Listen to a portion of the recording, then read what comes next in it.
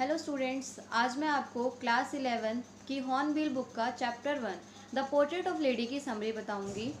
ये कहानी खुशवंत सिंह ने लिखी है और इस कहानी में खुशवंत सिंह अपनी रियल लाइफ के बारे में बताते हैं। चलो हम इस कहानी को स्टार्ट करते हैं।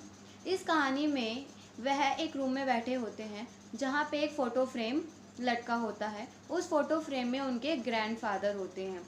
वह बताते हैं कि उनके ग्रैंडफादर ने एक पगड़ी बांधी होती है और थोड़े से लूज कपड़े पहने होते हैं और उस फोटो फ्रेम में वो बहुत ज़्यादा बूढ़े दिख रहे हैं। इसके बाद वह अपनी ग्रैंड मदर के बारे में बताते हैं। इस पूरी स्टोरी में उन्होंने अपनी ग्रैंड मदर और अपना रिलेशनशिप बताया है कि उन दोनों के बीच कैसा रिश्ता था। तो वह बताते हैं, सबसे पहले वह ये बताते हैं कि उनकी ग्रैंड मदर कैसी दिखती थी। तो वह बताते हैं कि उनकी ग्रैंड मदर बहुत ज़्यादा ओल्ड थी। उनके चेहरे पे रिंकल्स यानी कि झुर्रियाँ, और वह हमेशा सफ़ेद कपड़े पहनती थी, हाथ में माला लेके जपती थी और वो थोड़ी सी छोटी और मोटी थी। उनकी जो कमर थी वो झुकी हुई थी। जो उनका एक हाथ था वो हमेशा उनकी कमर पे ही रहता था ताकि उनका बैलेंस बना रहे। वो बहुत ही शांत स्वभाव की थी।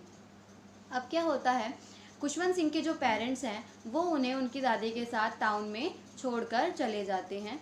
अब खुशवंत सिंह अपनी दादी के साथ अपना जीवन व्यतीत कर रहे होते हैं, अपनी दादी के साथ ही रहते हैं। अब रोज़ क्या होता है, उनकी दादी मॉर्निंग में उन्हें तैयार करती हैं और शुगर और रोटी खिलाती हैं और तैयार करने के बाद वो उनको स्कूल लेकर जाती हैं। वह उनके साथ ही स्कूल जाती हैं क्योंकि वहाँ पर स्कूल के पास एक मंदिर होता है जहाँ पे वो बैठती हैं। जब तक बैठती हैं जब तक खुशवंत सिंह की छुट्टी नहीं हो जाती। अब जैसे ही खुशवंत सिंह की छुट्टी होती है वो उनके साथ घर वापस आती हैं। लेकिन जब वो घर वापस आ रही होती हैं तो वो कुछ रोटी के टुकड़े डॉग्स को फेंकती भी जाती हैं और फिर वो डॉग्स क्या करते हैं, उनको फॉलो करते हैं। ऐसे ही उनकी लाइफ चल रही होती है। लेकिन एक टाइम पे एक टर्निंग पॉइंट आता है जहाँ पे उनके पेरेंट्स सिटी में सेटल हो गए होते हैं। तो वो ये चाहते हैं कि खुशवंत सिंह और उनकी दादी भी उनके साथ आकर वहाँ पर रहें। फिर वो उन दोनों को अपने साथ सिटी में बुला लेते हैं। यहाँ पे क्या होता है, खुशवंत सिंह और उसकी दादी का रूम सेम होता है, लेकिन जैसा टाउन में हुआ करता था यहाँ पे थोड़ा सा अलग चीज़ें होती थी। टाउन में उनकी दादी डॉग्स को रोटी देती थी। यहाँ पे क्या करती हैं, वह खुशवंत सिंह को स्कूल भी छोड़ने नहीं जाती। यहाँ पे खुशवंत सिंह का एडमिशन अंग्रेजी स्कूल में हो गया होता है। अब वहाँ पे क्या होता है, बस लगी होती है। तो खुशवंत सिंह जो है वो बस में बैठकर जाते हैं, उनकी दादी उन्हें छोड़ने नहीं जाती। अब वो अपना टाइम कैसे पास करती हैं, वह बैल्कनी में अपने घर के एक आंगन में यानी कि उनकी आंगन में बैठकर चिड़ियों को दाने देती हैं और वो चिड़िया उनको देख के बहुत ज़्यादा खुश होती हैं। कुछ चिड़िया उनके कमर कंधे पे बैठती हैं, कोई उनके सर पे बैठ जाती हैं। कभी भी वो दादी उनको गुस्से से नहीं भगाती, वो हमेशा स्माइल करके ही उन्हें भगाया करती थी। ऐसे उनका 1 घंटा रोज़ पास हो जाता था। अब एक बार क्या होता है, खुशवंत सिंह की पढ़ाई पूरी हो गई होती है। अब उन्हें आगे की पढ़ाई के लिए अब्रॉड जाना होता है। खुशवंत सिंह सोचते हैं अब इस बात का दादी को पता चलेगा तो दादी बहुत ज़्यादा दुखी हो जाएंगी।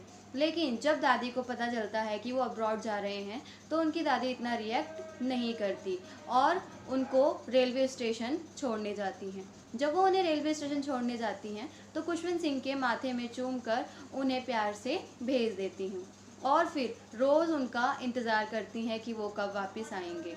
रोज़ पूरे दिन में एक ना एक बार वो उन्हें याद ज़रूर करती हैं।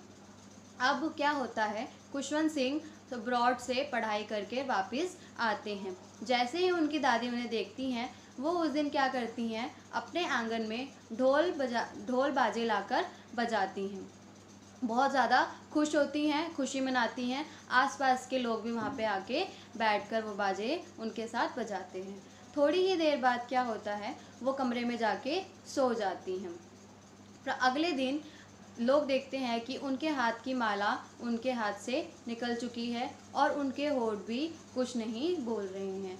फिर उन लोगों को पता चलता है कि उनकी दादी अब मर चुकी हैं। अब वो लोग बहुत ही ज़्यादा दुखी होते हैं। फिर वो क्या करते हैं, उनकी बॉडी को ले जाते हैं। जैसे ही वो उनकी बॉडी को आंगन में रखते हैं वहाँ पे वो सारी चिड़िया आकर बैठ जाती हैं जिन्हें वो दाने दिया करती थी। खुशवंत सिंह की माँ को लगता है मैं इनको कुछ दाने दे देती हूँ और खुशवंत सिंह की माँ उनके आगे दाने फेंक देती हैं, लेकिन उन चिड़िया उन दानों पे बिल्कुल भी ध्यान नहीं देती और जब उनकी बॉडी को उठा के ले जाया जाता है उसके बाद वो चिड़िया भी उड़कर चली जाती हैं। तो यहाँ पे ये कहानी ख़त्म होती है। होप आपको ये पूरी कहानी अच्छे से समझ आई होगी एंड थैंक यू।